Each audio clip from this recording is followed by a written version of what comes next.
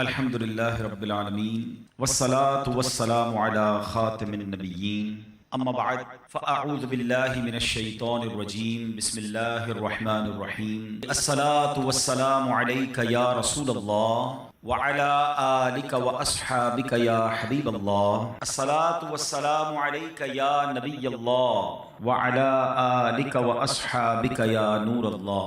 الحمدللہ عز و جل درود پاک پڑھنے کے بے شمار فضائل و برکات ہیں. ایک بہت ہی خوبصورت حدیث پاک ہے. میرے آقا علیہ الصلوۃ والسلام فرماتے ہیں من صلی علیہ صلاۃ واحدۃ صلی اللہ علیہ عشرہ. جو کوئی شخص مجھ پر ایک بار درود پاک پڑھے اللہ کریم اس پر اپنی 10 رحمتیں نازل فرماتا ہے.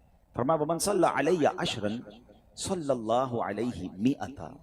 جو مجھ پر 10 بار درود پاک پڑھے رب کریم اس پر 100 رحمتیں نازل فرماتا ہے. پھر فرمایا ومن صلی علیہ مئۃ صلی اللہ علیہ الفا. جو مجھ پر 100 بار درود پاک پڑھے اللہ اس پر 1000 رحمتیں نازل فرماتا ہے. کاروباری لوگ بیٹھے ہیں, ہم نارملی اپنے سرمایہ کو ملٹیپل کرنے کی کوشش کر رہے ہوتے ہیں. اس کی ملٹیپلیکیشن دیکھیے, 1 درود 10 رحمتیں, 10 درود 100 رحمتیں, 100 درود 1000 رحمتیں. اگر میں اور آپ چاہتے ہیں کہ دن رات مجھ پر رحمتوں کی برسات رہے, میری سیکیورٹی رہے, میں گھر سے جاؤں تو خیر سے جاؤں, خیر سے واپس آؤں, تو درود پاک کو اپنا ورد بنائیے. مگر اس حدیث کا جو اگلا پارٹ ہے نا وہ اور بڑا ہی خوبصورت ہے. آقا فرماتے ہیں علیہ الصلوۃ والسلام ومن صلی علیہ الفا. جو مجھ پر 1000 بار درود پاک پڑھے زحمت کتفہ کتفی علی باب الجنہ. آقا فرماتے جنت کے دروازے پر اس کا کاندھا میرے کاندھے سے چھو رہا ہوگا. آپ ذرا سمجھئے کاندھے سے کاندھا کس سے چھوتا ہے؟ امام صاحب اعلان کرتے ہیں مسجد میں ذرا کاندھے سے کاندھا ملا کر سفید سیدھی کر لیں. ویری نیکسٹ ٹو می, جو بالکل میرے برابر میں ہوتا ہے نا, میرا کاندھا اس سے ٹچ ہوتا ہے. میں تو وہ امتی ہوں, وہ غلام ہوں جو تمنا رکھتا ہوں کہ آقا علیہ السلام اپنے پیچھے پیچھے جنت میں لے جائیں تو بھی میرا بیڑا پار ہے. مگر ادھر سے کرم نوازی دیکھیں کہ آپ فرما رہے ہیں کہ میرے ساتھ جنت میں ایسے جائے گا کہ اس کا کاندھا میرے کاندھے سے چھو رہا ہوگا. یہ ہے درود پاک. تو بہرحال درود پاک it's a beautiful way to spend your time with رحمہ ود برکہ. جتنا ہو سکے درود پاک پڑھتے رہیں. آئیے مل کر محبت کے ساتھ بآواز بلند درود پاک پڑھ لیں. صلو علی الحبیب صلی اللہ تعالی علی محمد صلی اللہ علیہ وسلم. 10 رمضان المبارک ہماری امی حضور ام المومنین حضرت خدیجۃ الکبریٰ رضی اللہ تعالی عنہا کا یوم بھی ہے. آپ کا وصال نبوت کے 10ویں سال 10 رمضان المبارک کو ہوا. یہ وہ عظیم ہستی ہیں, سبحان اللہ. میرے آقا علیہ الصلوۃ والسلام ان سے اتنا پیار فرماتے, اور نبی پاک علیہ الصلوۃ والسلام کو جس طرح انہوں نے سپورٹ کیا. یہ اسلام کے ابتدائی ایام تھے, یعنی ہماری خواتین کے لیے وہ رول ماڈل ہیں کہ اپنے شوہر کے ساتھ برتاؤ کیسا ہونا چاہیے, اور اسپیشلی ٹف ٹائم میں. آپ طیبہ, طاہرہ, زاہدہ, صدیقہ, اور آپ عظیم ہستی ہیں کہ نبی پاک علیہ الصلوۃ والسلام کی جو پہلی زوجہ ہیں وہ آپ ہیں. اور جب تک آپ نبی پاک علیہ الصلوۃ والسلام کی زوجیت میں رہیں میرے آقا علیہ الصلوۃ والسلام نے کوئی دوسرا نکاح نہیں فرمایا. ایک اور خوبصورت بات کہ پیارے آقا علیہ الصلوۃ والسلام کی تمام اولاد میں سوائے حضرت ابراہیم کے جتنی اولاد ہے وہ سب حضرت خدیجۃ الکبریٰ رضی اللہ تعالی عنہا سے ہے. اور سبحان اللہ رہتی دنیا کے سیدوں کی نانی جان جو ہیں وہ حضرت خدیجۃ الکبریٰ رضی اللہ تعالی عنہا ہے. جنت المعلی میں آپ کا مزار شریف موجود ہے, مکہ مکرمہ میں. اللہ تربت حضرت خدیجہ پر اپنی کروڑوں رحمتوں کی بارش نازل فرمائے, اور ان کے صدقے ہماری مغفرت فرمائے, اور ہماری ماؤں بہنوں کو ان کی سیرت سے اپنی زندگی میں امپلیمنٹیشن کرنے کی توفیق عطا فرمائے. چونکہ بات خاندان نبوت کی ہوئی ہے, اور سبحان اللہ آئیے اسی خاندان کی نسبت سے میں ایک بڑا ہی ایمان افروز آپ کو واقعہ سناتا ہوں, جس ایک واقعے میں ہم سب کے لیے بہت کچھ ہے. ماجرا یہ تھا کہ مولا علی شیر خدا کرم اللہ تعالی وجہ الکریم کے گھرانے میں 5 افراد تھے. بی بی فاطمہ خاتون جنت, حضرت امام حسن, حضرت امام حسین, اور ان کا ایک غلام تھا اس کا نام تھا حارث. یہ 5 افراد رہتے تھے, اور 3 دن گزر گئے ان کے پاس کھانے کو کچھ نہیں تھا. 3 دن تک فاقہ ہے, کھانے کو کچھ نہیں ہے. خاتون جنت بی بی فاطمہ رضی اللہ تعالیٰ عنہ نے مولا علی سے کہا اے علی جا کر میرا یہ لباس بیچ کر آ جاؤ. ذرا میں تھوڑا سا واقعہ یہ بریک کرتا ہوں, ہم ساتھ ساتھ سیکھتے بھی جائیں گے تو انشاءاللہ آج بیان میں آنے کا مقصد بھی پورا ہو جائے گا. یہ گھرانہ کون سا ہے؟ یہ میرے آقا کا گھرانہ ہے. یہ نبی پاک علیہ الصلوۃ والسلام کی جگر کا ٹکڑا بی بی فاطمہ رضی اللہ تعالیٰ عنہ کا گھر ہے. مولا علی وہ ہیں کہ جن کے بارے میں نبی پاک فرمائیں جس کا میں مولا اس کا علی مولا، یعنی اس قدر عظیم گھرانہ. اور سرکار دو عالم علیہ الصلوۃ والسلام کے پاس نعمتوں کی کوئی کمی؟ آپ تو وجہ تخلیق کائنات ہے نا. نبی پاک علیہ الصلوۃ والسلام ہی از the reason of the all creation. خود فرماتے ہیں کہ اگر میں چاہوں تو یہ مکے کے پہاڑ سونے چاندی کے بن کر میرے ساتھ چلنا شروع ہو جائے، اتنا اتھارٹی ہے. مگر 3 دن سے کھانے کو نہیں ہے. مگر اس گھرانے میں شکوہ بھی نہیں ہے، اس گھرانے میں کمپلین بھی نہیں ہے. مگر اس گھرانے کا تو حال دیکھیں کہ 3 دن کا فاقہ ہے. کیا کبھی ایسا ہوا کہ ہم میں سے کسی نے اپنا لباس بیچا ہو کھانے کے لیے؟ خاتون جنت، جنتی عورتوں کی سردار، آپ کہہ رہی ہیں مولا علی شیر خدا کو کہ جا کر میرا لباس سیل آؤٹ کریں اور کچھ کھانے کو لے آئیں. سبق مل رہا ہے کہ اگر کبھی زندگی میں کوئی تکلیف آ جائے، کبھی کوئی جناب ہماری چیزوں میں کمی ہو جائے تو شکوے نہیں کرنے، صبر کرنا ہے. ہمیں تو جناب تھوڑا سا کاروبار ڈاؤن ہو جائے، تھوڑی مارکیٹ ڈاؤن ہو جائے، تھوڑا سا جناب کوئی نقصان ہو جائے تو ہمارا تو چہرہ ہی بتا دیتا ہے کہ لگتا ہے بہت بڑا لاس ہو گیا ہے. نہیں جناب، زباں پر شکوے رنجو علم لایا نہیں کرتے، زباں پر شکوے رنجو علم لایا نہیں کرتے، نبی کے نام لیوا غم سے گھبرایا نہیں کرتے. اب ذرا آگے سنیے. مولا علی شیر خدا کرم اللہ تعالی وجہ الکریم وہ لباس مارکیٹ میں جا کے سیل آؤٹ کرتے ہیں. وہ لباس بکتا ہے 6 درہم کا، ٹھیک ہے. اب لاجک تو یہ کہتی ہے کہ 6 درہم کا اناج خریدیں اور گھر والوں کے لیے کھانا لے کر جائیں. اسی دوران ایک سائل آ جاتا ہے، ایک اللہ کا بندہ آتا ہے، کہتا ہے اے ابو الحسن میں بہت غریب ہوں، مجھے اللہ کے نام پہ کچھ دے دو. اچھا اب ہم جیسا کوئی آدمی ہوتا تو 6 میں سے چلیں، اگر بہت سخاوت بھی ہوتی تو چلے 1 درہم اسے دے دیتا. مگر یہ گھرانہ کیسا گھرانہ ہے، سخاوت کیسی ہے اس گھرانے میں. مولا علی شیر خدا نے 6 کے 6 درہم اس فقیر کو دے دیے. اگین ایمپٹی ہینڈڈ، سب دے دیے. تھوڑا آگے چلے تو ایک عرابی آیا اور آ کر کہتا ہے، اس کے پاس اونٹنی تھی، کہ اے ابو الحسن، مولا علی کی یہ کنیت تھی، یہ اونٹنی خریدو گے؟ مولا علی کہتے ہیں میرے پاس تو پیسے ہی نہیں ہیں. تو کہا ادھار خرید لو. کہا کتنے کی دینی ہے؟ کہا 100 درہم کی. آپ نے اونٹنی خرید لی. تھوڑا اور آگے گیا تو ایک اور عربی آیا، ایک اور عربی شخص کہتا ہے اے علی یہ اونٹنی بیچنی ہے؟ کہا بیچنی ہے. کہا کتنے کی خریدی ہے؟ کیسا کوسچن ہے. بزنس کمیونٹی کے لوگ بیٹھے ہیں نا، ہم سے کوئی پوچھ لے آپ کی کاسٹ کیا ہے، اس کے بعد تو جناب وہ کلابیں لگتی ہیں، بھائی اللہ کی قسم میری تو کاسٹ ہی اتنے کی ہے. اچھا ہمیں سمجھ نہیں آتی، بندہ پہلے کاسٹ 1000 روپے بتاتا ہے، تھوڑی نیگوشیشن کرو تو 950 پہ آ جاتا ہے. یار ابھی تو آپ قسمیں کھا رہے تھے میری 1000 کی کاسٹ ہے. ہمارا یہ حال ہے. مولا علی شیر خدا گھر میں کھانے کو کچھ نہیں ہے، آپ فرماتے ہیں 100 درہم کی خریدی ہے. سچ کو آنچ نہیں ہے. وہ بندہ کہتا ہے 160 کی دینی ہے. آپ نے کہا بالکل دینی ہے. 160 میں آپ نے سیل کر دی. تھوڑا آگے گئے تو پہلے والا جو عربی تھا وہ آیا، کہا اے علی وہ اونٹنی کہاں گئی؟ کہا میں نے بیچ دی. کہا میرے پیسے دے دو. آپ نے 100 درہم دے دیے. خوشی خوشی گھر آئے اور بی بی فاطمہ کے ہاتھ میں 60 درہم رکھ دیے. خاتون جنت کہتی ہیں اے علی میرا جوڑا اتنا قیمتی تو نہیں تھا کہ 60 درہم کا بک جاتا. سنو مولا علی کیا کہتے ہیں. کہتے ہیں میں نے اللہ سے تجارت کی ہے، میں نے اللہ سے کاروبار کیا ہے، 6 ملے تھے وہ اللہ کی راہ میں خرچ کیے، اللہ نے مجھے 60 لوٹا دیا ہے. ہائے ہائے ہائے. اب سنیے، اب آگے سنیے اس کی اور اس واقعے کا خوبصورت ٹرن اور سنیے گا، ایمان تازہ ہو جائے گا. اس گھرانے کی شان کیا ہے.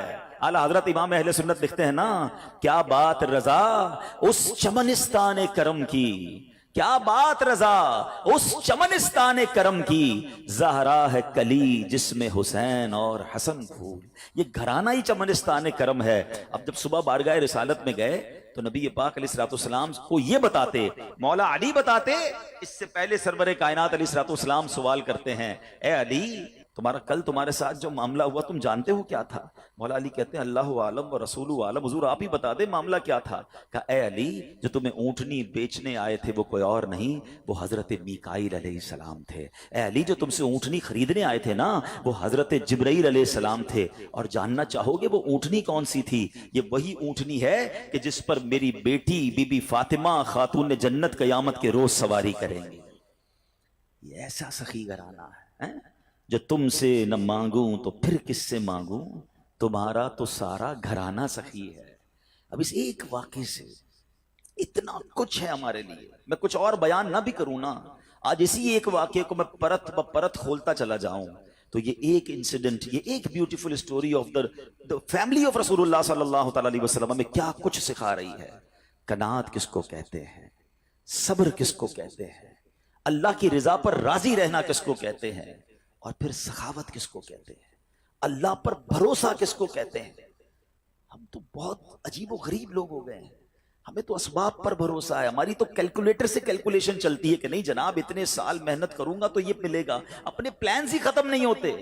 تھوڑا سا جناب ہمارا پلان ڈسٹرب ہو جائے تو لوگ مایوسی والی باتیں، ڈپریشن میں چلے جاتے ہیں، لوگ معاذ اللہ سوسائڈ کی باتیں کرنے لگ جاتے ہیں۔ کدھر گیا رب پر بھروسہ؟ نہ کریں ایسا۔ بعض اوقات آزمایا جاتا ہے، بعض اوقات اس میں بہت ساری حکمتیں ہوتی ہیں۔ ایک اور حدیث پاک کا واقعہ سناؤں گا، پھر اپنے ٹاپک کی طرف دوبارہ آتے ہیں۔ کمال کا واقعہ، اور یہ واقعہ نبی پاک علیہ الصلوۃ والسلام نے صحابہ کو سنایا۔ حضرت ابو ہریرہ رضی اللہ تعالیٰ عنہ اس حدیث کے راوی ہیں۔ حضرت ابو ہریرہ کہتے ہیں کہ نبی پاک علیہ الصلوۃ والسلام نے ہمیں یہ واقعہ سنایا کہ بنی اسرائیل میں 3 شخص تھے۔ اب ذرا غور سے سنیے گا، ہم میں سے کئی لوگ ایسے ہیں جو پچھلے 5 10 15 سالوں میں اللہ نے ان کو بڑا عروج دیا ہے، اللہ آپ کو اور ترقی دے، آپ کے رزق حلال میں اللہ اور برکت دے، مگر غور سے سنیے گا۔ آقا علیہ الصلوۃ والسلام فرماتے ہیں بنی اسرائیل میں 3 لوگ تھے، اللہ کریم کو ان کی آزمائش مقصود ہوئی، ان کا ایگزامینیشن مقصود ہوا۔ وہ تینوں بندے کون تھے؟ اس میں ایک بندہ تھا جس کو برس کا مرض تھا، کوڑ کا مرض ہوتا ہے نا، ایک بندہ تھا جس کی آنکھیں نہیں تھی، نابینا تھا، اور ایک بندہ تھا جس کے بال ہی نہیں آتے تھے، گنجا تھا، اس کی تمنا بڑی تھی کہ بال آ جائے۔ تینوں کسی نہ کسی پرابلم، کسی کلیمٹی، کسی ڈیفیکلٹی میں تھے۔ اللہ نے ایک فرشتہ بھیجا ان کے پاس۔ سب سے پہلے فرشتہ گیا برس کے مریض کے پاس، جس کے جسم پر داغ تھے، عجیب و غریب اس کی جلد تھی، سکن تھی، لوگ اس سے دور ہٹتے تھے۔ اس نے برس کے مریض کو کہا کہ بھائی یہ بتاؤ تمہاری سب سے بڑی تمنا کیا ہے؟ وہ کہتا ہے میری سب سے بڑی تمنا یہ میری بیماری دور ہو جائے، لوگ مجھ سے دور ہو جاتے ہیں، میری باڈی پر عجیب عجیب قسم کے داغ ہیں۔ فرشتے نے دعا کی، اس کے جسم پر ہاتھ پھیرا، اس کی باڈی بالکل ٹھیک ہو گئی۔ کہا یہ بتاؤ تمہیں مال کون سا اچھا لگتا ہے؟ تو وہ بندہ کہتا ہے کہ مجھے جو ہے وہ اونٹنی بڑی پسند ہے۔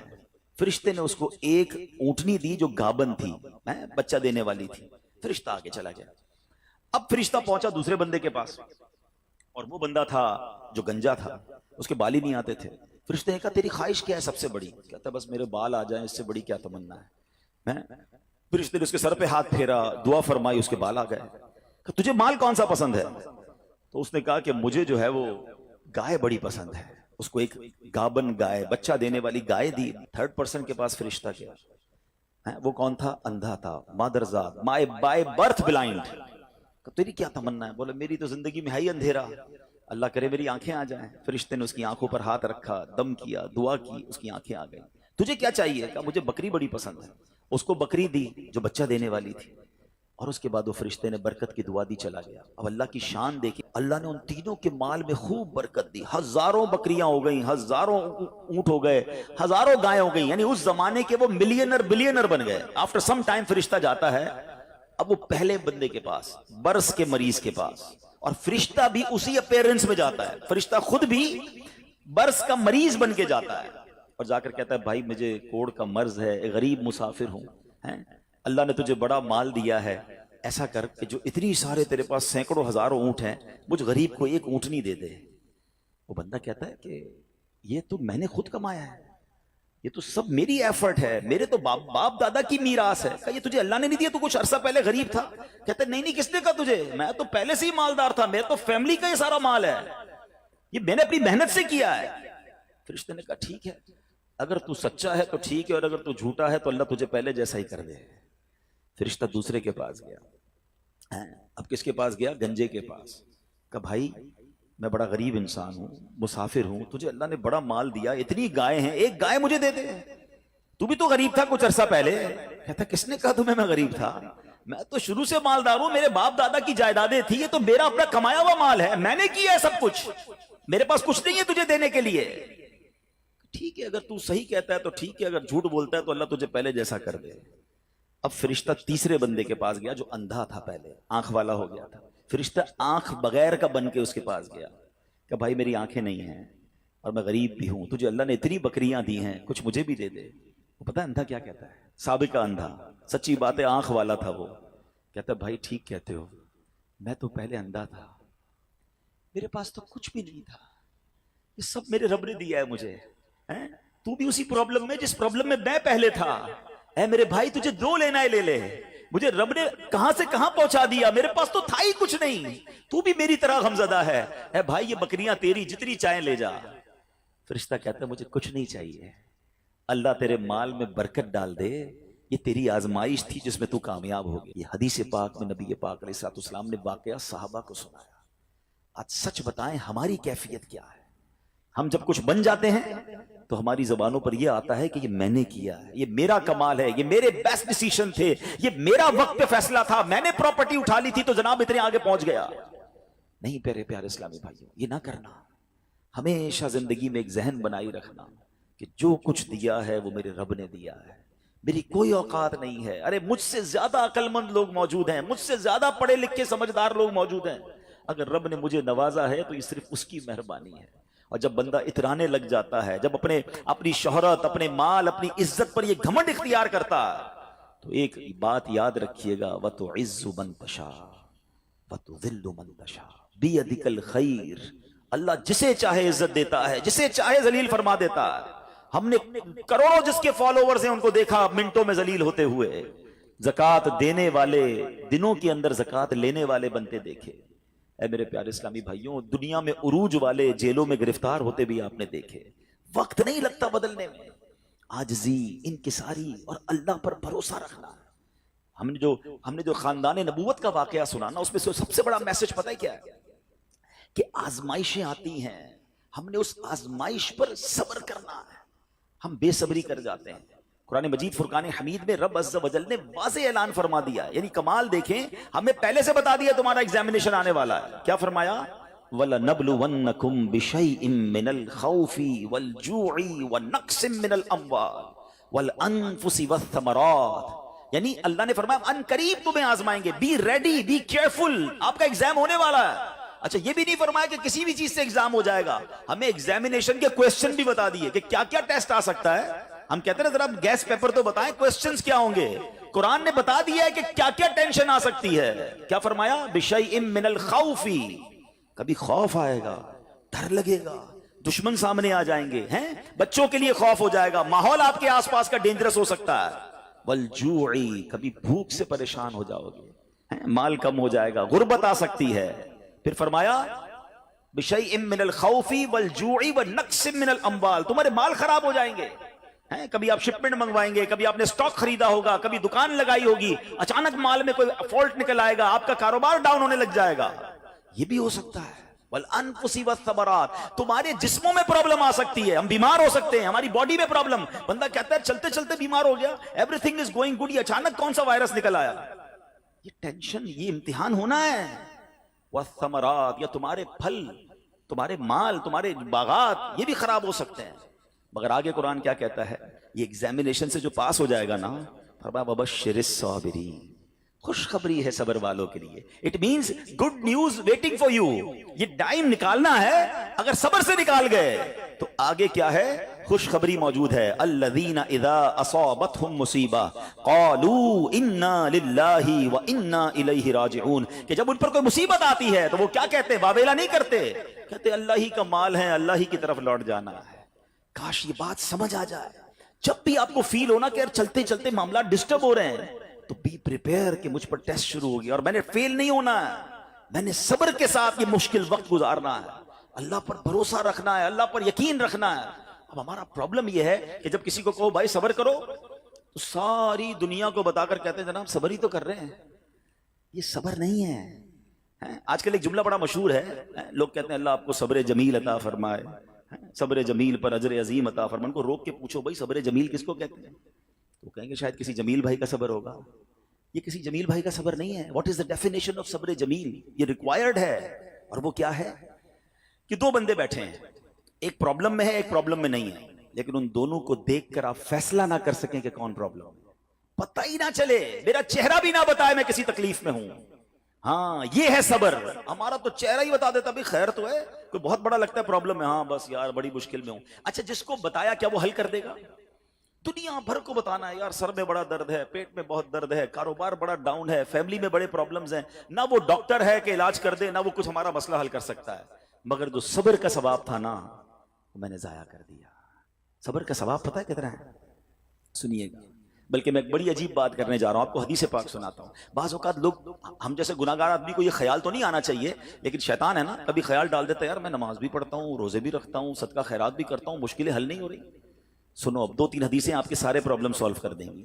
حدیث پاک کا مضمون ہے، اللہ کے حبیب علیہ الصلوۃ والسلام فرماتے ہیں کہ اللہ جب کسی بندے سے محبت کا ارادہ فرماتا ہے اس پر آزمائشوں کی بارش بھیج دیتا ہے نا عجیب بات ہے۔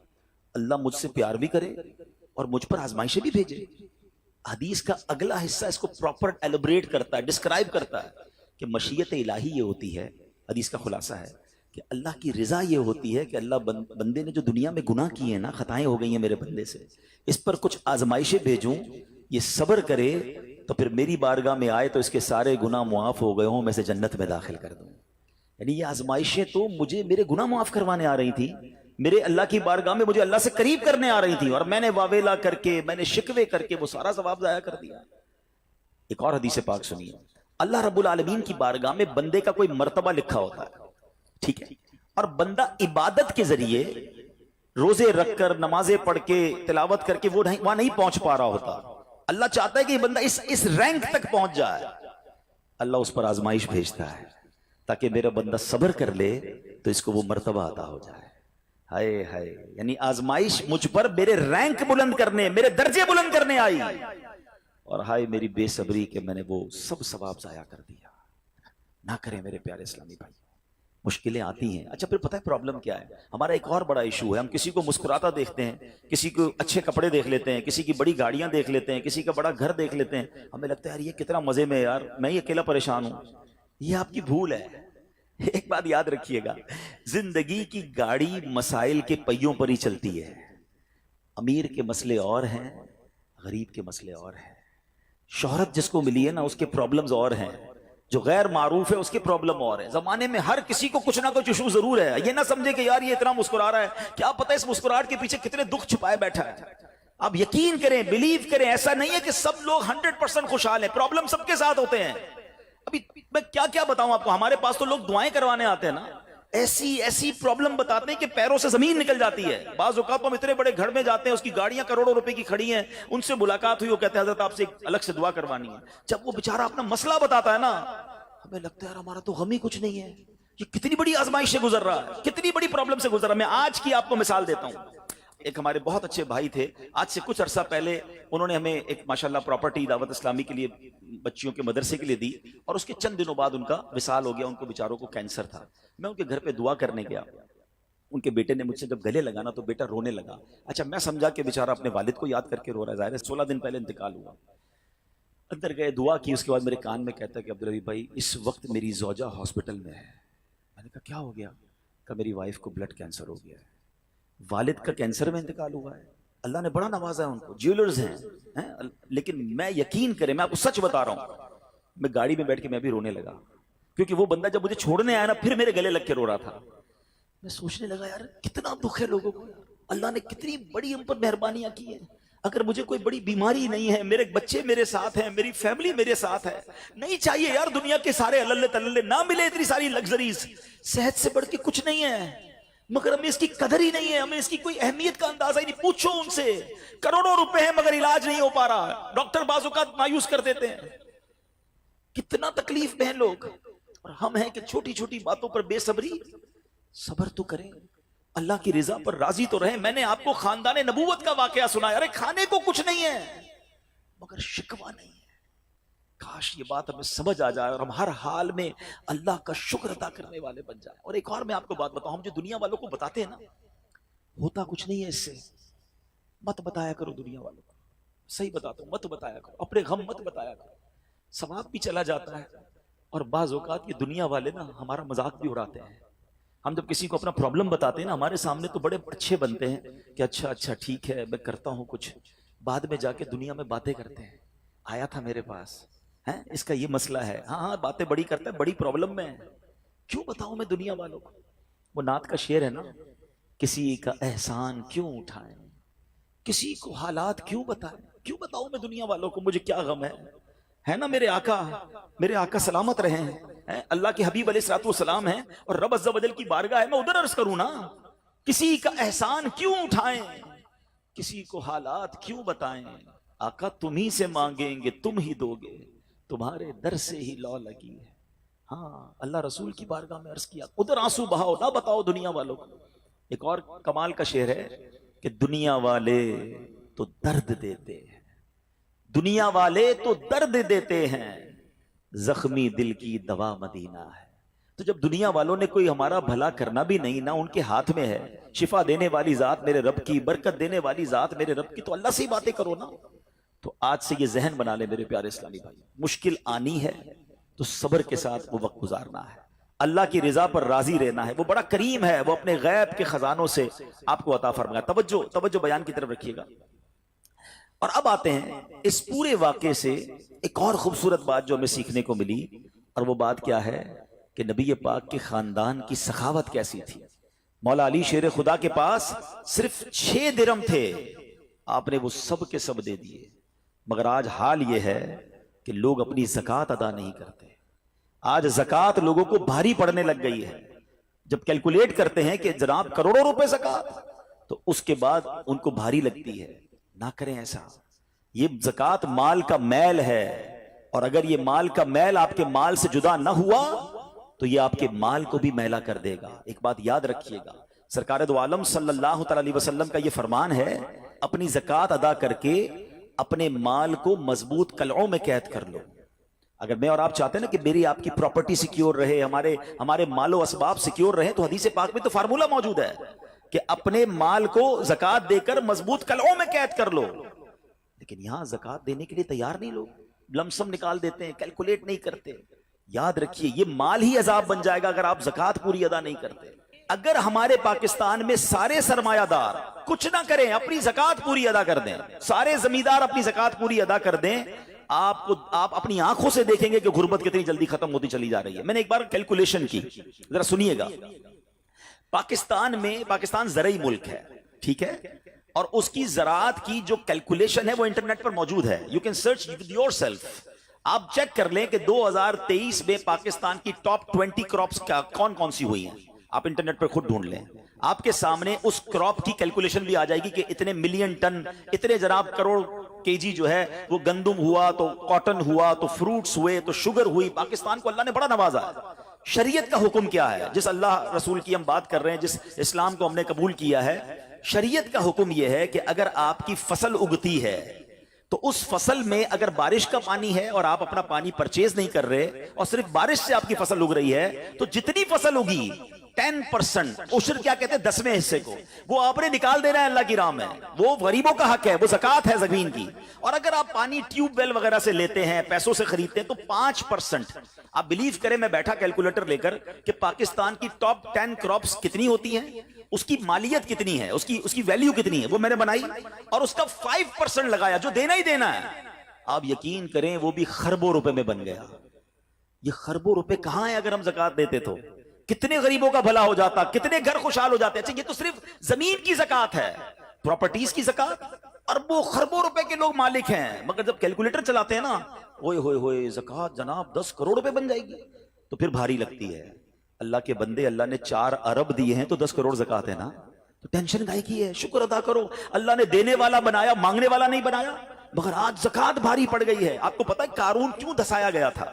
قارون یہ حضرت موسیٰ کا کزن تھا، یہ تورات کا عالم تھا اور بڑا عالم دین تھا، مگر جب حضرت موسیٰ نے اس کو زکوٰۃ کا حکم دیا نا، اس کے پاس کتنے پیسے تھے کہ قرآن کہتا ہے اس کی خزانوں کی چابیاں ایک جماعت لے کر چلتی تھی، خزانے نہیں، صرف کیز آف دا ٹریجر، اتنا خزانہ تھا۔ مگر کیا ہوا یہ کہ جب حضرت موسیٰ نے اس کو کہا، اچھا اس زمانے پتہ زکوٰۃ کتنی تھی؟ ابھی تو 100 پہ 2.5 ہے نا، 1000 پہ 1۔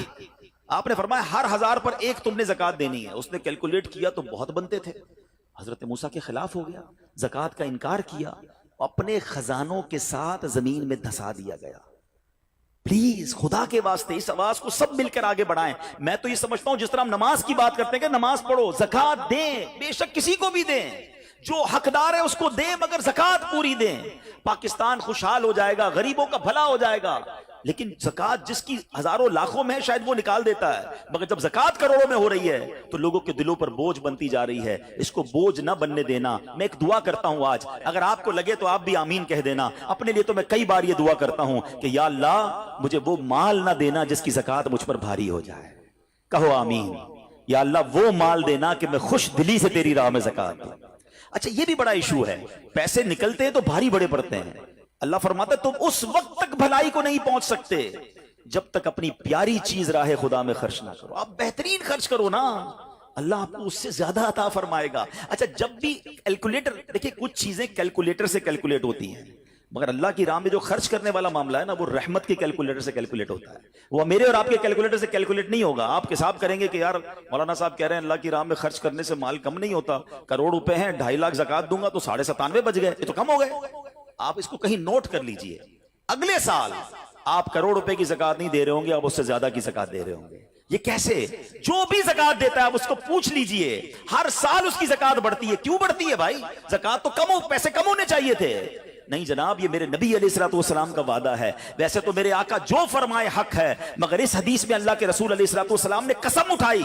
آپ فرماتے ہیں میں قسم کھا کر کہتا ہوں اللہ کی راہ میں خرچ کرنے سے مال کم نہیں ہوتا.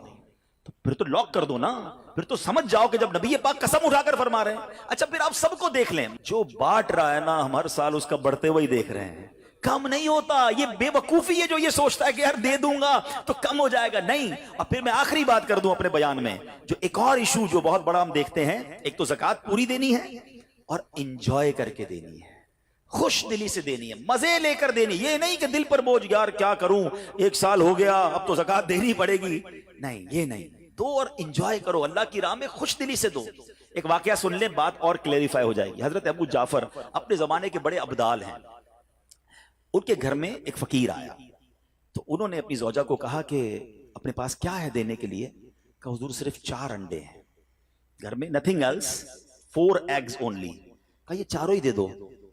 ایمان اور عقیدہ اور بلیف دیکھیں، چاروں دے دو. چاروں دے دیے. تھوڑی دیر بعد دروازے پر دستک ہوئی، دیکھا تو ایک بندہ ٹوکری لے کر آیا. کہا کیا ہے؟ بیگم سے پوچھا. کہا آپ کے دوست نے انڈے بھجوائے ہیں. کہا کتنے آئے ہیں؟ کہا صاحب ذرا سنیے گا، کتنے آئے؟ تو کہا کہ 30 آئے ہیں. کہا 30 کس حساب سے آئے؟ ہم نے تو 4 دیے تھے نا. آپ ایمان، ان کا عقیدہ اور ان کا بلیف دیکھیں. کیا 4 دیے تو 40 آنے چاہیے تھے. ایک کا 10 اللہ کا وعدہ ہے نا. تو کہا حضور آئے تو 40 ہیں مگر 10 انڈے ٹوٹے ہوئے ہیں. تو آپ نے اپنی زوجہ سے پوچھا کہ سچ بتاؤ جو تم نے 4 دیے تھے اس کی کنڈیشن کیا تھی؟ کہا حضور بات یہ جب میں نے 4 دیے تھے نا اس میں بھی 3 ثابت تھے، ایک ٹوٹا ہوا ہی تھا. یہ فارمولا آج یاد کر لو، پورے دو گے پورے ملیں گے، ٹوٹے دو گے ٹوٹے ملیں گے. اب آپ چیک کیجئے کہ جب اللہ کی راہ میں خرچ کرنے کی باری آتی ہے، میں اپنا مال دل سے نکلتے ہوئے دکھ ہو رہا ہے یا خوشی ہو رہی ہے، بہترین دے رہا ہوں یا بچانے کی کوشش کر رہا ہوں. ہمیشہ یاد رکھیں ہم اللہ کی راہ میں خرچ کرتے ہیں، ہمارے پیسے نہیں پہنچتے وہاں پر، وہاں نیت پہنچتی ہے. اب مجھے بتاؤ نا یار، ہم اپنے لیے خرچ کرتے ہیں بہترین کھانا، بہترین لباس، اور غریب کو دینا ہے تو بچا ہوا لیفٹ اوور. اب اچھا اب میں کہتا ہوں 100 بندوں کو نہیں کھلا سکتے، نہ کھلائیں، 2 کو کھلائیں، اچھا کھلائیں، کوئی بات نہیں. آپ کسی کے دل میں خوشی تو داخل کریں. اپنے گھر والوں کے لیے لباس خرید رہے ہیں، 2 غریب بچوں کے لیے ویسا ہی لباس خرید رہے ہیں، پھر دیکھیں آپ کو کیسی برکتیں ملتی ہیں. تو ہمیں اس بار یہ ایک انداز اختیار کرنا ہے کہ ہم نے اللہ کی راہ میں بہترین خرچ کرنا ہے. اس کو ہمیں غلطی کیا کرتے ہیں؟ فطرے کی جو بات ہے اس میں آپ کو ایک بات بتاتا ہوں. فطرہ حدیث پاک میں 4 قسم کا بیان ہوا ہے، گندم کا، جو کا، کشمش کا اور کھجور کا. ٹھیک ہے، لیکن ہم بچپن سے سن رہے ہیں جب بھی فطرے کی باری آتی ہے، ہم پہلے 50 روپے تھا وہ دے دیا، 100 دے دیا، 200 دے دیا، 300 دے دیا. ہمیں یہ پوری حدیث یا تو ہم نے پڑھی نہیں تھی یا ہمارے ذہن میں نہیں تھی، مگر حدیث پاک میں 4 قسم کا فطرہ بیان ہوا ہے. غریب آدمی گندم کا فطرہ دے دے کوئی بات نہیں، مگر جو روزانہ بہترین افطاری کر رہا ہے، بہترین کھانے کھا رہا ہے، سچ بتاؤ اس کو کون سا فطرہ دینا چاہیے؟ میری افطاری روز اجوا کھجور سے ہے اور عید والے دن میں گندم کا فطرہ دے آتا ہوں. ہمیشہ یاد رکھے اچھا خرچ کرے نا. اس بار فطرہ جس کو اللہ نے جیسا نوازا ہے، غریب آدمی کے لیے بات نہیں کر رہا، جس کو نوازا ہے رب نے. کیا ہم کبھی ایسا کرتے ہیں کہ عید کی شاپنگ کے لیے جائیں دکاندار سے کہیں کہ یار جو کپڑا سب سے سستا ہے وہ نکال دو، سب سے سستے جوتے نکال دو، میں نے عید پڑھنی ہے؟ بہترین چاہیے، اپنے لیے بہترین لینا ہے، اللہ کی راہ میں لوئسٹ والا فطرہ دینا ہے. خود غور کریں، خرچ کیجئے گا دل سے کریں اللہ اور نوازے گا. اور یہ تو وقت ہے لوگوں کو بانٹنے کا, یہ وقت ہے مسلمان بھائیوں کا ہاتھ پکڑنے کا, غریبوں کی مدد کرنے کا, کسی کی افطاری اچھی کر دیں, کسی کی سحری اچھی کر دیں, کسی کو لباس دے کر اس کی عید اچھی کر دیں, نہ جانے کس کی دعا کے صدقے آپ کا بیڑا پار ہو جائے گا. تو اے میرے پیارے اسلامی بھائیوں, جو میں نے مولا علی شیر خدا کرم اللہ تعالی وجہ الکریم اور ان کے خاندان کا واقعہ سنایا, اس میں میسج ہی یہ تھا کہ سخاوت اس کو کہتے ہیں. یہ ہے اللہ کی راہ میں خرچ کرنا جو کیسے بلاؤں کو اور بیماریوں کو دور کرتا ہے. مگر آج حال یہ ہے, یقین جانے دکھ ہوتا ہے جب ہم ملتے ہیں لوگوں سے, ان کی ویلتھ پتہ ہوتی ہے مگر زکوٰۃ پوری دینے کے لیے کوئی تیار نہیں ہے. خدا رسول کے واسطے آپ بھی اور یہ پیغام کو عام کریں. میں نہیں کہتا آپ دعوت اسلامی کو دیں, کہ زکوٰۃ تو پوری دو یار. یہ وہ مال ہے جو آپ مارے جاؤ گے, یہ مال آپ کے لیے عذاب کا باعث بن جائے گا.